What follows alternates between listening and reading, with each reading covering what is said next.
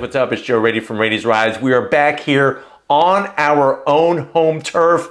The travel schedule has been nutty, but you know what? It's been worth it because we want to bring the first looks and the first drives to you. Now, of course, you have been paying attention. You have been awesome and so supportive with the Mustang process. We have brought you the Mustang from its inception of the debut of it at the Detroit Auto Show last year. We got done doing the Mustang EcoBoost drive, the Mustang GT drive, and you were there with me on the high banks of Charlotte Motor Speedway in the mighty Dark Horse Mustang, the first ever Dark Horse Mustang to ever exist. Well, guess what? We're back here because Ford is back at it, coming out with an all new Mustang to really just blow the whole world right out of the water. What is it?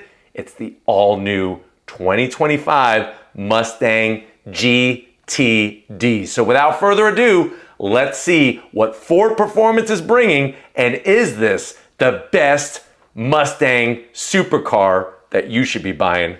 Let's go find out. All right, guys, there it is. There is the beast, and I definitely got to thank everybody at Ford for getting these awesome video assets over to us. Look at it. That is your 2025 Mustang GTD. So let's talk about what the heck is going on here. Basically, Ford and Ford Performance has taken their GT3 race car that's going to be racing in the IMSA WeatherTech series, and they're bringing it to you, not for you to just do track days.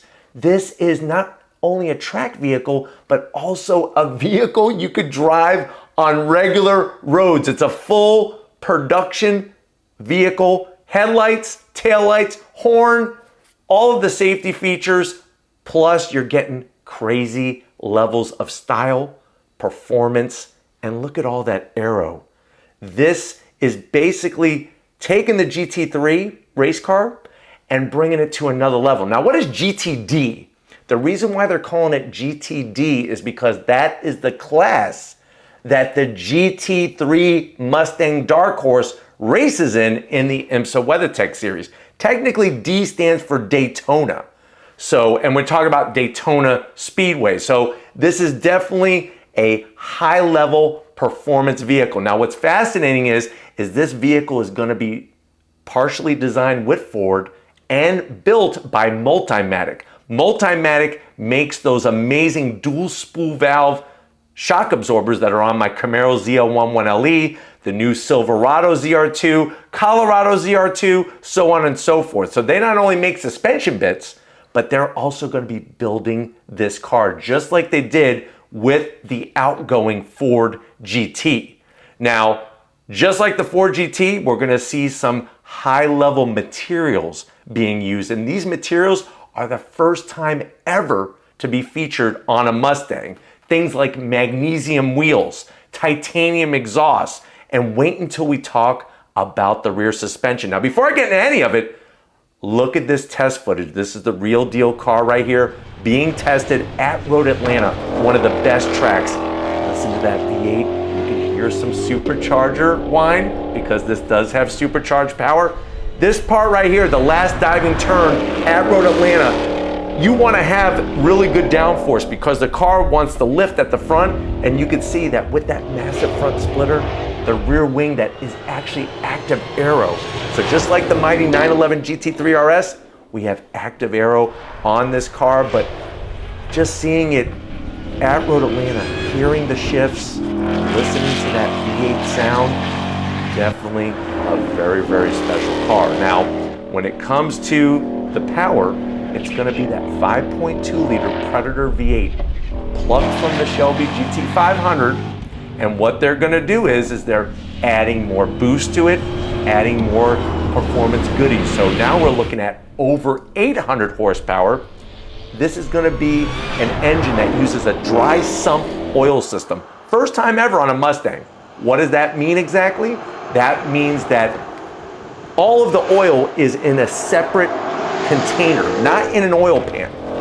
What that allows is for the oil to not slosh around, because when you're at a track like Road Atlanta or Sebring or Watkins Glen or Circuit of the Americas, what can happen is that the oil can slosh around when you're in those high G turns, and you could get potentially oil starvation. With a dry sump system, it supplies just enough of oil that you need to lubricate all the inner bits to make sure that this thing can turn hot lap after hot lap after hot lap. Another thing that this gets for the first time on any Mustang is a transaxle. That means the transmission is at the rear of the car. Now, don't think that this car, and there it is in the wind tunnel, all of the work that they're doing to make this the ultimate Mustang ever. Don't think that this is a mid-engine or a rear engine. It's not. The engine is still up front where it belongs on a Mustang. I personally do not want to see a mid-engine Mustang. We got the Ford GT. We don't need a mid-engine Mustang. But what they did was they took the transmission and they put it at the back of the car to help with that 50-50 weight distribution. Transaxles have been used a lot on front-engine cars. C6 Corvette, C7 Corvette, Porsche 944s, Porsche 928s. So this isn't like something new and revolutionary. It's just something new on a Mustang, and that's going to help with that power distribution.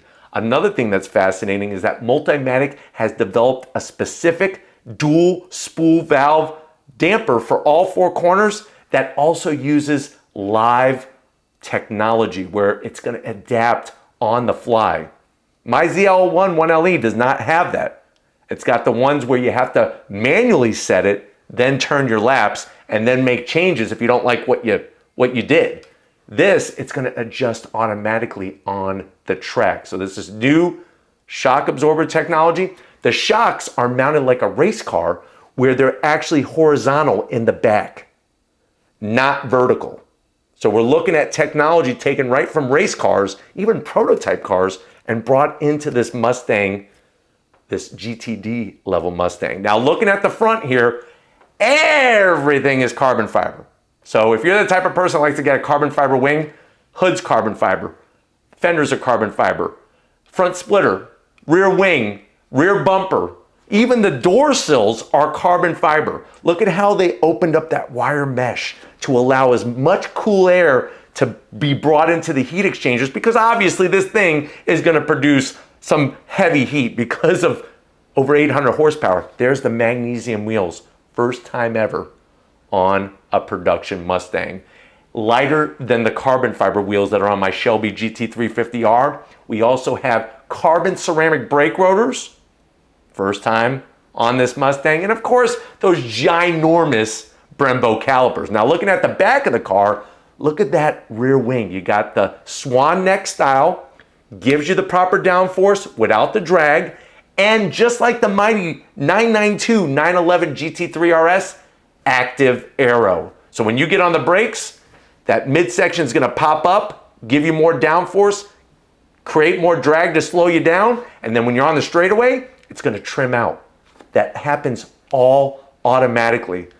Another thing, like I said, titanium exhaust. Underneath the car is all this special aero that's going to allow you to be able to stick to the track surface just like as if somebody was playing with a Hot Wheels car and pushing down on it. That's what it's going to feel like. And I can't wait to get behind the wheel. Another thing is, look at all the aero in the fenders. This thing is like 5 inches wider than a Mustang Dark Horse. Absolutely mind-blowing what Ford has done with this car. Look at the heat extractors on the hood. You'll also notice that on the back trunk area, you have, believe it or not, these openings for air to be brought into the rear of the car because of the transaxle, because of all of that information. Now, when it comes to the transmission, guess what? We have, with this vehicle, it's an 8-speed DCT. So the Shelby GT500 has a 7-speed, this has an 8-speed, and like I mentioned, we got the Predator V8 engine. The Predator is the name given to that 5.2-liter supercharged engine from the Shelby GT500, and I'm very happy to report that from that track footage, you could hear that supercharger. So imagine what it's going to be like on the interior. Now, the whole big crescendo with this car is Ford is gunning for a lap time at the Nürburgring, the Nordschleife, less than 7 minutes. If that happens, that means that they will dethrone the 911 GT3 RS, which is exactly what this car is going after. The Mercedes-Benz AMG GTR Black Label, another car that it's going after. So these are all the types of things. Now when it comes to the rubber meeting the road, of course you're gonna have those Cup 2Rs. Up front, the width of the tires are 325. Guess what? That's the width of the tires on the rear of my Camaro ZL11LE. Out back, 345 on the width. So we got freaking steamrollers, all four corners, nice and sticky to really allow this car to do the business with the power that it has. Obviously, when we're looking at when is this coming out, this is going to be a 2025 model year vehicle. So they're saying by the end of 2024 or the beginning of 2025. If you want to know how to get one, you don't go just down to your Ford dealership and put in an order. You have to apply for the car just like the people who had to apply for the outgoing Ford GT. So Ford is going to approve where these cars go. How much is the cost? Estimate right now around $300,000. So that is the interesting part when it comes to the price. And just like my father always says, if you want to play, you got to pay. Now, if you're saying, well, Joe, 300 grand sounds like a lot of money. Wasn't the Ford GT 300 grand? No. The outgoing Ford GT started at around $500,000. Most of them were optioned up to about $700,000. So there will be options on this one, but the price point is going to be lower than the outgoing Ford GT. And I'm sure it's safe to assume that Ford is going to make you hold on to the car for at least 2 years because they're not going to want people buying them and flipping them. That's not what this car is about. They want it to go to people that are going to be able to promote the Mustang brand, the Ford Performance brand, and really showcase what Ford has done with this vehicle. But you're looking at the tail section there, it's all carbon fiber. You'll notice the venting in between the iconic tri-bar taillights. It's all open with puller fans to pull cool air in for all those things. And then you got the aero on the flared out fenders to help bring air. So it's gonna be very interesting. Now on the inside, not a lot of information. I'm sure it's going to be a rear seat delete. There's no trunk. I don't think there's going to be any trunk in this vehicle because of all of the cooling going on at the back of the car. I'm hoping that it's a rear seat delete. That just kind of makes sense to me. I'm sure you're going to have Recaros inside. Here's a cool thing. The magnesium and titanium appointments on the interior, like the paddles and all the other things, it actually comes from recycled titanium and magnesium from the mighty F-22 Raptor fighter jet. So if you're into planes, you get to have some of that F-22 goodness on the interior. Even the number plate, because these are all going to be numbered, they're only making a certain amount of them, that is titanium taken right from the F-22 Raptor. So that's pretty killer what they're doing with this vehicle. I mean, it's really a tour de force in what they know at Ford and at Multimatic, because Multimatic has been building race cars for years. Now you get something, it's not just a track toy, this is something you could drive on the road. So let me know what you think. Has Ford just knocked you out of your chair and melted your brain with what they're bringing with this vehicle? Are you gonna try to put in an application? Do you think it should be cheaper? Do you think it should be more expensive? And do you think that this is truly a supercar of a Mustang? Let me know down in that comment section. But of course, if you're new to the channel and you're on your way out, hit that subscribe button. I promise you, I can guarantee you it's worthwhile coming back for more. If you are a subscriber, thank you for helping to make all of this happen. Of course, we can't do it all without wonderful Lori, the best videographer in all the land, setting up this whole studio, the lighting, the whole shabam. And we have our new assistant, Oscar, who, if you pay attention on Instagram and Facebook, was Employee of the Month. So thank you, Oscar, for all that you do, and congratulations for Employee of the Month. And just like always, guys, I'll see you on the next ride.